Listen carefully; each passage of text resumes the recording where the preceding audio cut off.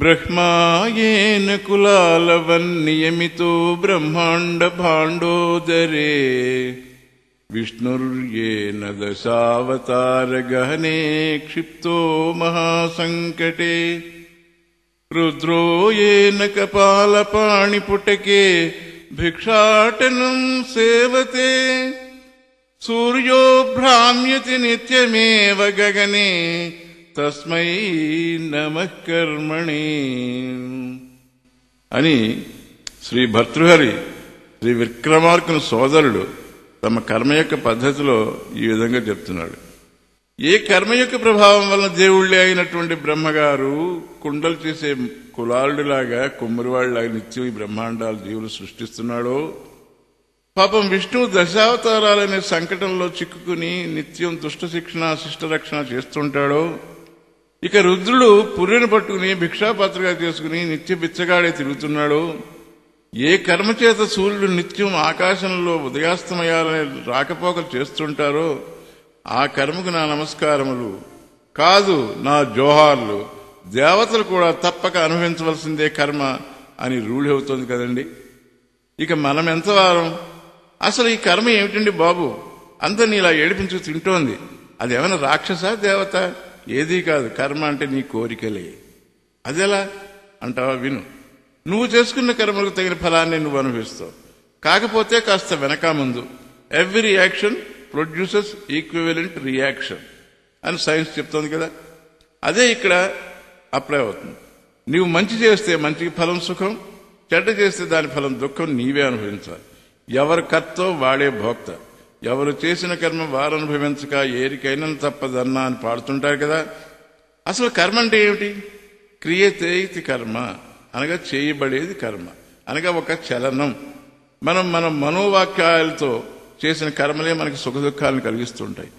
ఇవన్నీ ఫలితాలు క్యూలో నించుని వాటి టైం వచ్చినప్పుడు అవి ఫలిస్తాయి. అందుచేత మనం ఎన్నో జన్మల నుంచి చేసుకున్న కర్మలు ఒక బ్యాంక్ ఆఫ్ లార్డ్ యమ అనే దాంట్లో డిపాజిట్ అయి ఉంటే దానిలో కొంత భాగం మనం ఈ జన్మలో చెక్ చేసుకుని క్యాష్ చేసుకుని రీతిని అనుభవిస్తూ మళ్లీ ఈ జన్మలో చేసిన సుకర్మ గాని దుష్కర్మ గాని ఆ బ్యాంక్ అకౌంట్లో డిపాజిట్ చేస్తూ వస్తాం. ఇలాగా బ్యాంక్ బ్యాలెన్స్ నిరంతరం కొనసాగుతూనే ఉంటుంది.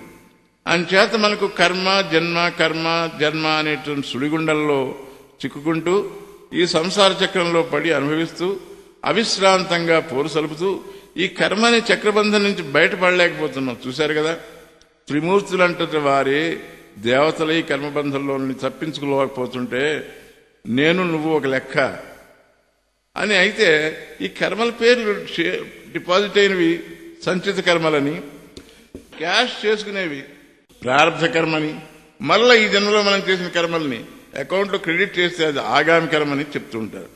మనం ఈ శరీరంతో అనుభవించేవాడిని ప్రస్తుత కర్మఫలాన్ని ప్రారంభం అని అంటారు. ఇవి నీకు మధ్యలో ఎక్కడ ఆగకుండా తన లక్ష్యమైన దాన్ని బాణం ఎలాగైతే కొడుతుందో అలాగా నీకు ఫలభోగం ఇవ్వకుండా ఆగదు. దీన్నే మన పెద్దలు అవశ్యం అనుభోక్తవ్యం కర్మ శుభాశుభం అవశ్యంగా అనుభవించాలి. నువ్వు వద్దనుకున్నా సరే నీ చేత అనుభవించేస్తుంది ఈ ప్రారంభ కర్మ. అది సుఖ ప్రారంధం కావచ్చు, దుఃఖ ప్రారంధం కావచ్చు. ఫలాన్ని ఎలా ఇస్తుంది అంటావా? కర్మ ఫలప్రదాత అయిన ఈశ్వరుడు ఉన్నాడు కదా, ఆయన ఒక జడ్జి వంటి వాడు. ఆయన నీ కర్మను బట్టి జడ్జిమెంట్ ఇస్తూ ఉంటాడు. సరే, అసలు కర్మలు ఎందుకు చేయవలసి వచ్చిందండి అని అంటావా? కోరికలు ఉన్నాయి కాబట్టి. అంటే నీకు బంగినపిల్లి మామిడి పండు తినాలని కోరిక పుట్టింది అనుకో, అప్పుడు ఏం చేస్తావు? మార్కెట్కి వెళ్ళి జేబులో డబ్బులు వేసుకుని ఆ పండ్లను కొని తింటావు. తిన్న తర్వాత ఏం చేస్తావు? త్రేనుస్తావు. అబ్బా ఎంత తీయగా ఉందో. ఇది ఒక అనుభవం, ఇది ఒక ఇంప్రెషన్ కలుగుతుంది. ఆ ఇంప్రెషన్ ఏమో నీకు వాసనగా మారి నీ మైండ్ అనే సిలికాన్ చిప్లో స్టోర్ అయి ఉంటుంది.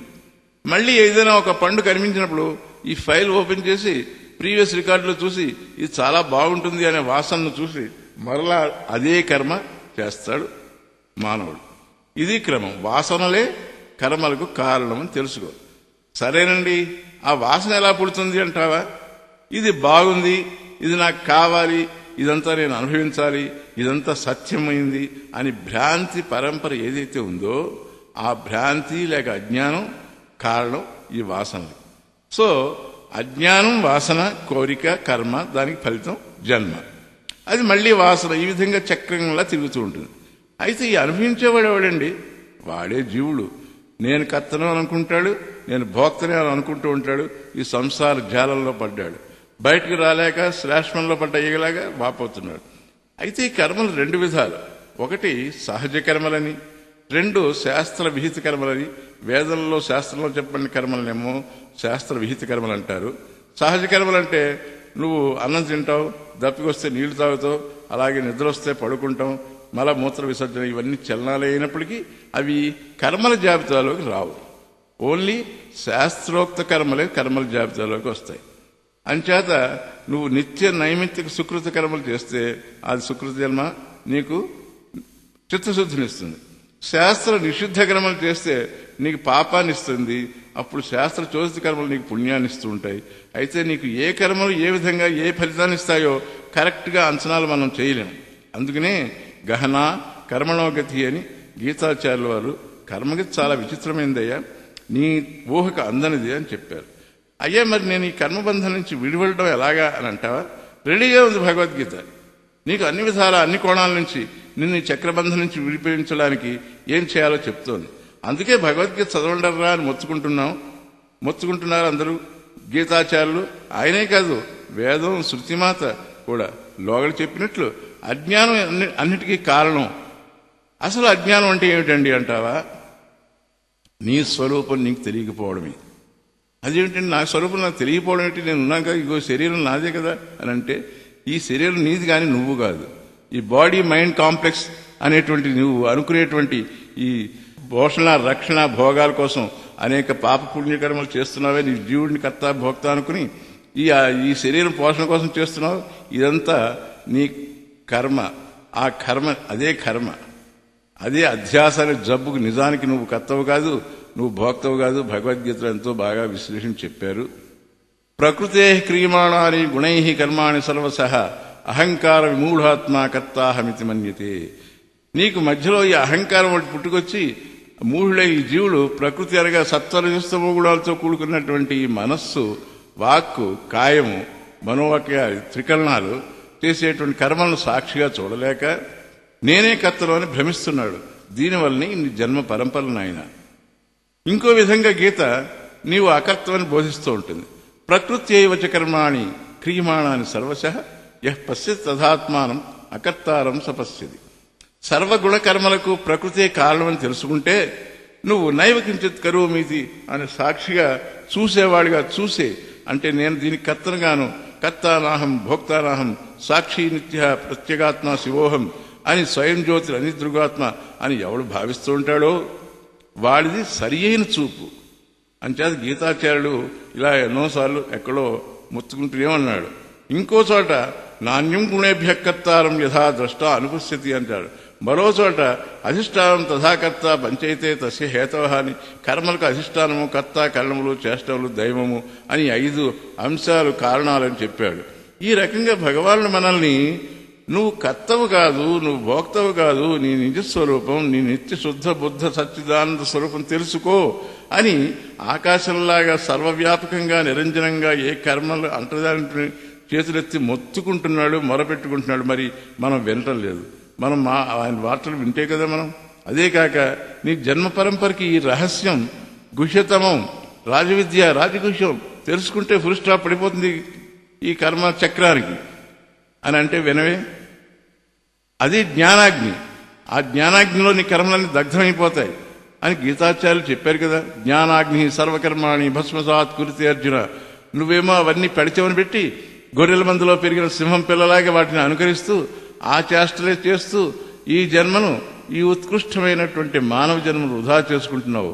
పరమాత్మను గీతలో చెప్పాడు, కర్మణ్యేవాధికారస్తే మా ఫలేషు కదాచన అని చెప్పాడు కదండి. కర్మలు చేయడం ఉంది నీకు అధికారం ఉందని, కర్మఫలాలు ఎందు నీకు అధికారం లేదని, కర్మఫలాలు ఎలా వస్తే వాటిని ప్రసాదంలో స్వీకరించమని. నిజమే. అదీగాక నహి కశ్చిత్ క్షణమపి జాతి తిష్టతి అకర్మకృతు కార్యతే అవశ్యం కర్మ సర్వం ప్రకృతి గుణై. ఇంకొకసారి సాకు చెప్తూ ఉంటారు, కర్మలు చేయమని భగవంతుడే చెప్పాడు. అసలు కర్మలు చేయకుండా ఎవరైనా ఉంటారండి? అసలు లోకంలో మనిషి అన్నవాడు కర్మలు చేయకుండా ఒక క్షణం స్థిమితంగా కూర్చోలేడు కదా. అంచేత కర్మలు చేయడం అనివార్యం అని అంటావా? మరి అదే భగవంతుడు కర్మయోగంలో చేస్తూ ఆత్మరతిరేవ స్యాత్ ఆత్మతృప్తశ్చ మానవ ఆత్మన్యేవచ సంతుష్ట తస్య కార్యం న విద్యతే అని కూడా చెప్పారు. అది వినలేదా నువ్వు? ఎవడైతే ఆత్మేంద్ర రమిస్తాడో, ఆత్మేంద్ర తృప్తి చెందాడో, సంతుష్టుడవుతాడో వాడికి ఏ కార్యం చేయదగిన కర్మ ఏదీ లేదు అని. అంచేత నో డౌట్ అది ఎంఏ పిహెచ్డి లెవెల్ అనుకోండి. అయితే కర్మణ్యేవాధికారస్య అన్నదేమో ఇంటర్ లెవెల్లో ఉన్న వాళ్ళకి. ఇది దాని రహస్యం. అందుచేత భగవద్గీతను బాగా విమర్శించిన ఆయన నీకు అన్నీ బోధపడతాయి. కర్మ అంటే ఏమిటి, వికర్మ అంటే ఏమిటి, ఈ కర్మల గురించి ఏమని తెలుసుకోవాలి, ఎట్లా తెలుసుకోవాలి. ఇందులో పండితులు కూడా ఈ కర్మతత్వాన్ని తెలుసుకోలేక గహనా కర్మణో గతి అని గీతాచార్యుల వారు అందుకనే చెప్పారు. సరేనండి, ఇదంతా బాగానే ఉంది, నేను ఇంటికి వెళ్లి భగవద్గీతను క్షుణ్ణంగా చదువుతాను అని అంటే అలా కుదరదు నాయన. భగవద్గీతను గురుముఖంగా సంప్రదాయబద్ధంగా శ్రవణం చేయాలి. అందులో అనేక పారాడాక్సెస్, అనేకమంది సమన్వయపరిచి నీకు నచ్చచెప్పే గురువు దగ్గరికి వెళ్లి నేర్చుకో. అంతేగాని వేరే విధంగా నీకు భగవద్గీత అర్థం కాదు. అంచేత తద్విధి ప్రణిపాతేన పరిప్రశ్నేన సేవయ్య ఉపదేక్షంతితే జ్ఞానం జ్ఞానిన తత్వదర్శిన అని గురు శుశ్రూషాపూర్వకంగా వినయ విధేయతలతో నేర్చుకోమని చెప్పాడు. చూసావా? సరేనండి, అసలు కర్మ అంటే ఏమిటి? ఇందాక మీరు చెప్పిన శాస్త్రయుక్త కర్మలే చేయమన్నారు, నిషిద్ధాలు వద్దన్నారు. నాయన, ఏ కర్మ అయినా కూడా భగవద్ ఆరాధనారూపూర్వకమైనటువంటి యజ్ఞాలు గాని, సంధ్యావందనాలు నిత్యకర్మలు గాని, శ్రాద్ధాది నైమిత్తిక కర్మలు గాని చిత్తశుద్ధి కోసమని సంకల్పం చెప్పుకుని చేస్తే అది భగవద్గీత చెప్పేటువంటి కర్మలు. వాటి వల్ల నీ మలిన మనస్సు శుద్ధమై భగవంతుని వైపు అభిముఖం అవుతుందని ఆకాంక్ష. అంతేకాని ధన కనక వస్తు వాహన సిద్ధ్యర్థం పుత్రపౌత్రాభివృద్ధ్యర్థం అని సంకల్పం చేయకుండా చిత్తశుద్ధ్యర్థం పరమేశ్వర ప్రీత్యర్థం అని చేస్తేనే అది గీత చెప్పిన కర్మయోగం అవుతుంది, నిష్కామ కర్మ యోగం అవుతుంది. అంచేత నీ పొట్టకూటి కోసం, నీ భార్యాబిడ్డలు పోషించడం కోసం చేసే కర్మలు లౌకిక కర్మలు అంటారు. అది కర్మయోగం జాబితాలోకి రావు. చెప్పాల్సింది ఎంతో ఉంది, కానీ సమయం లేదు. సరే, ఈ చర్చ ఎంతటితో ముగిద్దాం. ఓకే. ఓం తత్సత్.